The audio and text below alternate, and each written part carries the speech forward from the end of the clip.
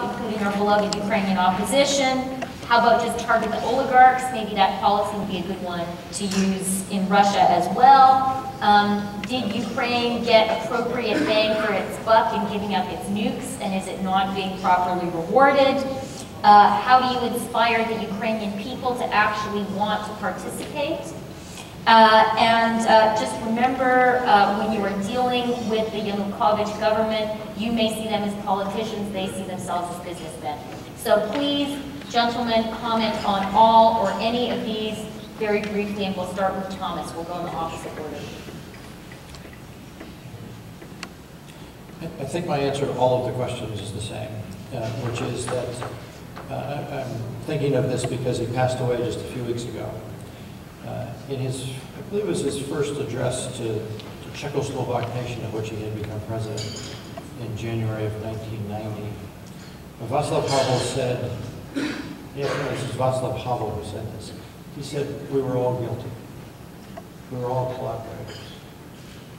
We're all responsible for what happened here.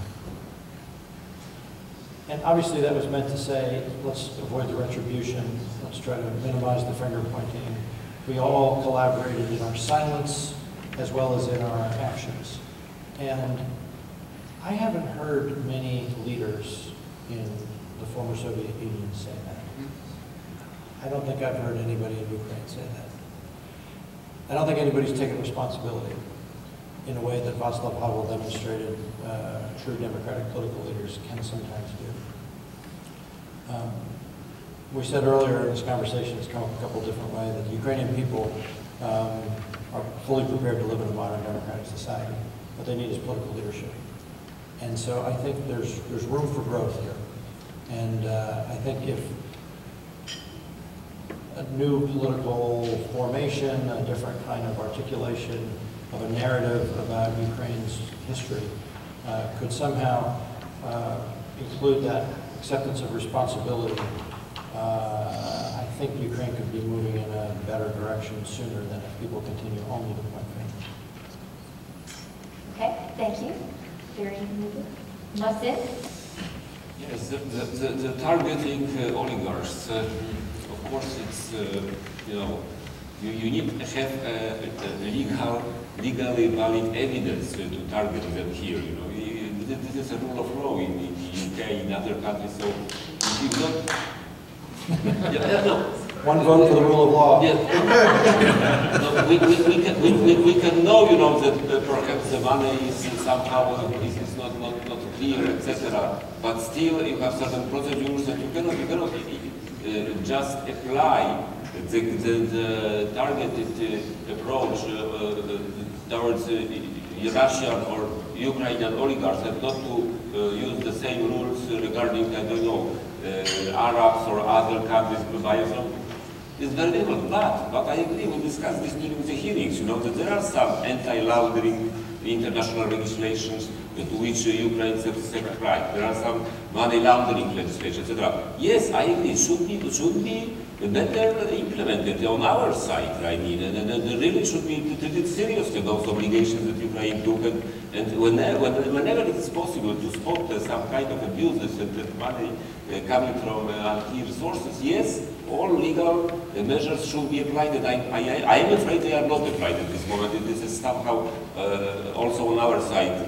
It is silent, but it's not so much taken care of.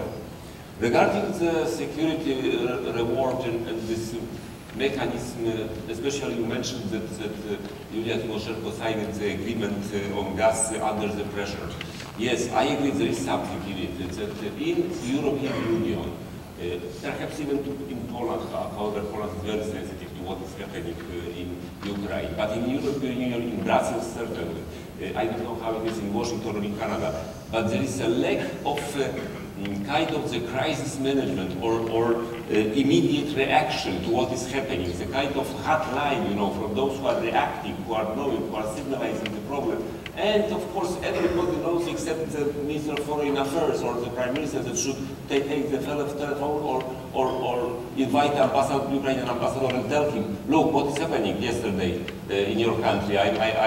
I'm really disappointed. This is something against. So we need, I think it would be useful to elaborate the mechanism that, also in the election process, to elaborate mechanisms that will be signalizing to public opinion and signalizing to decision makers in other countries that they react really quickly. Because my impression also is that this agreement was signed, this gas agreement was signed under the pressure that Europe is cut off from Gazprom gas, and that Ukraine is somehow guilty, whereas the facts were the difference that Gazprom and Putin were closing the pipes, and accusing through very sophisticated mechanism. I remember that it took my attention that few months before this crisis with gas supplies to Western Europe appeared, there was some, in Western press, some communiques that maybe we will have difficulties with gas supplies, that Ukraine is stealing the gas, some kinds of preparation of what is going to